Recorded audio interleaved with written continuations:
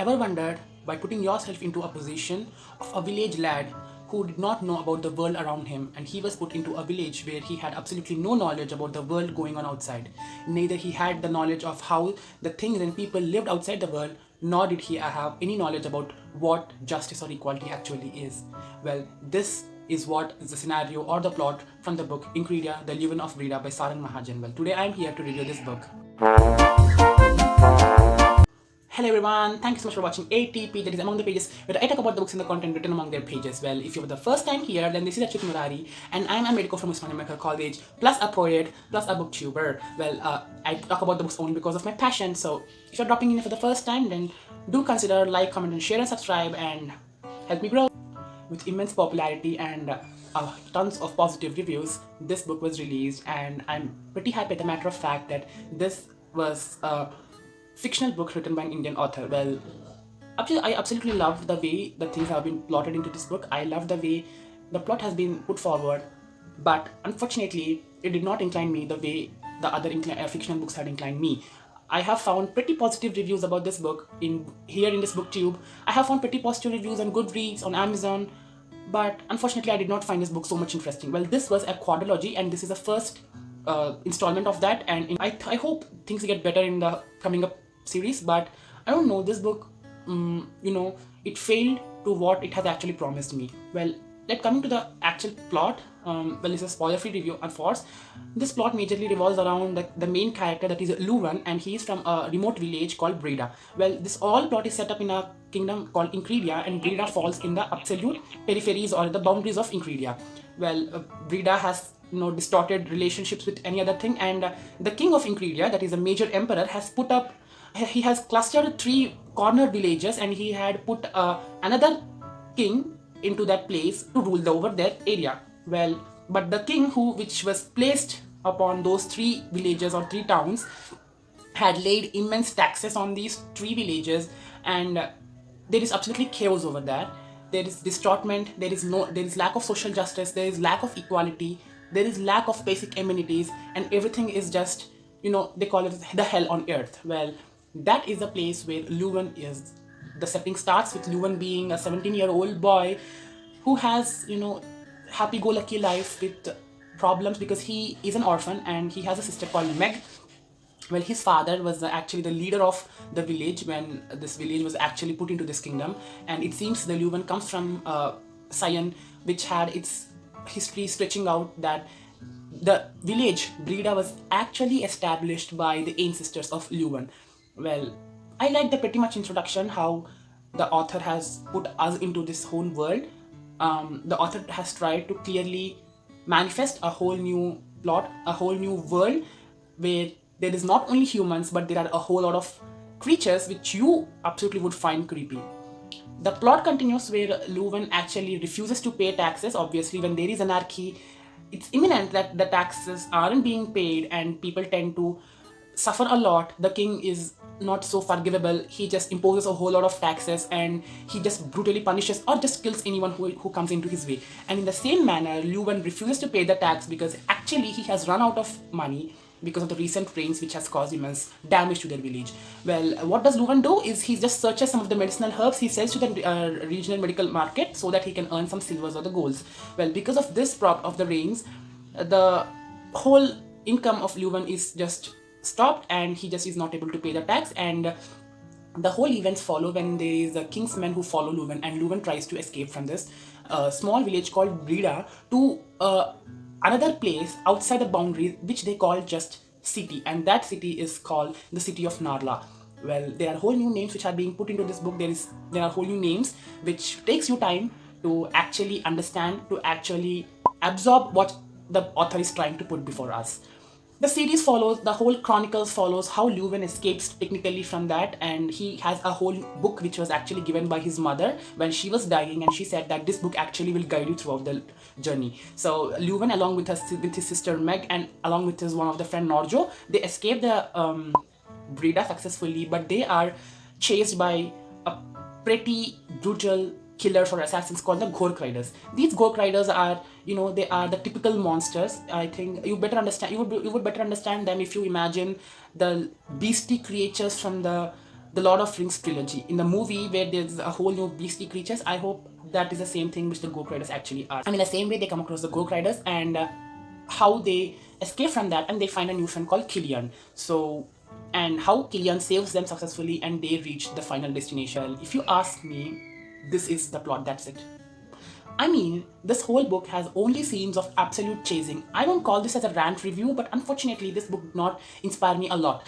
Well, the whole introduction of the first 2 chapters gave me so much inclination and increased my expectations to so much high level that it completely failed to reach that level when the story continued further. There was absolutely no enthusiasm remaining in the reader when you tend to read this. I don't know why. There was a linear narrative of the plot and the whole plot was just chasing scenes.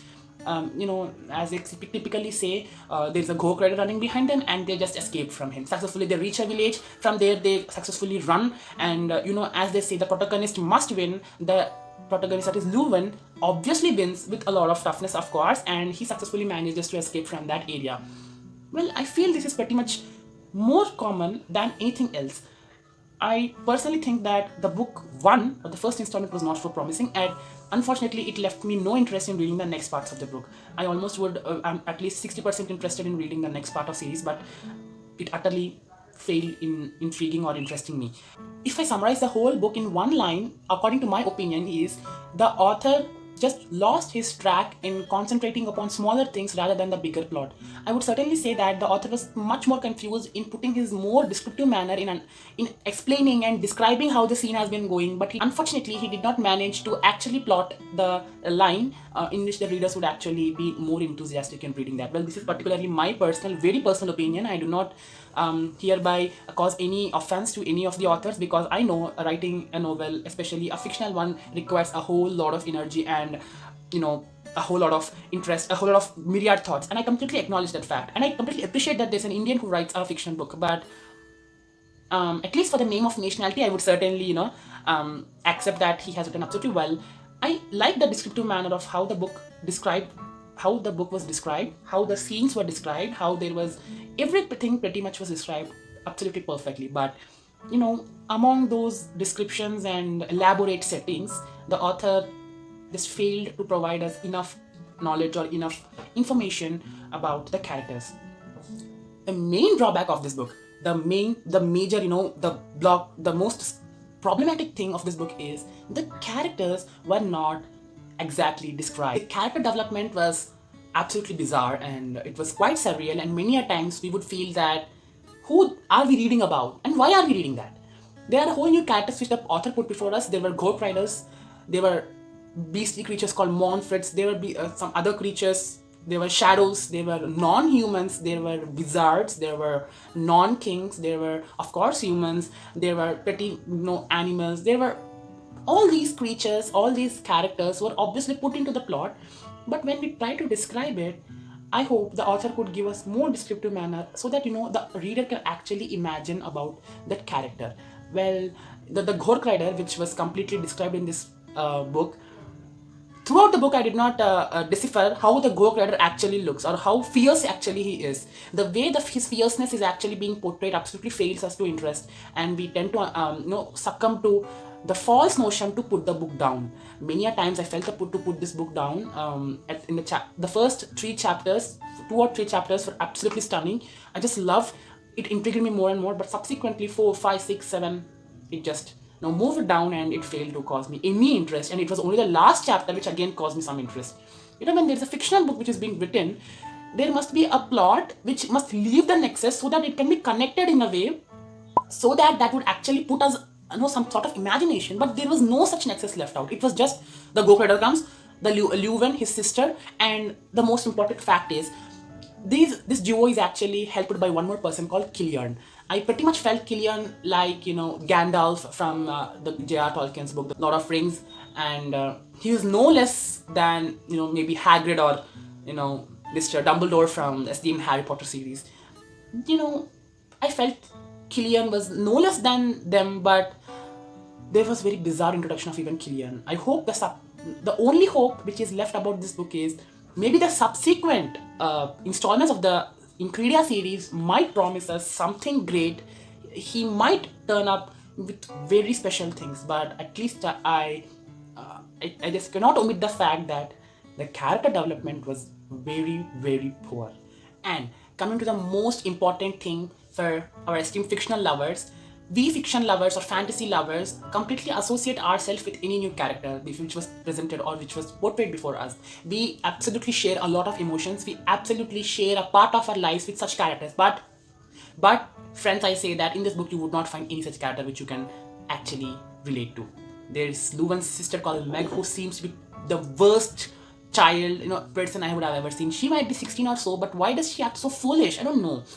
I acknowledge the fact that Luwan is actually from a village and he has no basic training about fightings or storming bad guys and hitting them, punching them, but I know that.